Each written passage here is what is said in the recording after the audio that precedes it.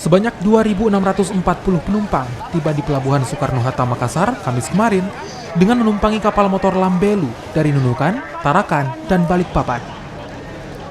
Adapun penumpang naik di kapal motor Lambelu sekitar 2.000 penumpang dari Pelabuhan Soekarno-Hatta, Makassar. Selain KM Lambelu, satu kapal Roro tujuan Surabaya juga bersandar di Pelabuhan Soekarno-Hatta, Makassar dengan jumlah penumpang 350 orang.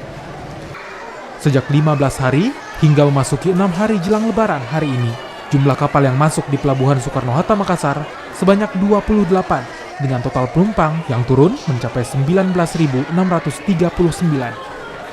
Sedangkan penumpang naik mencapai 16.459 penumpang. Penumpang lanjutan total sebanyak 11.416.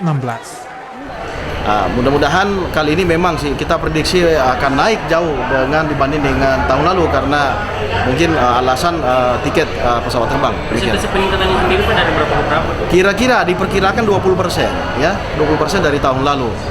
Jika dibandingkan tahun lalu, lonjakan penumpang tahun ini mengalami peningkatan yang diperkirakan mencapai 20%. Hal ini tidak terlepas dari banyaknya penumpang yang memilih kapal laut seiring mahalnya tiket pesawat.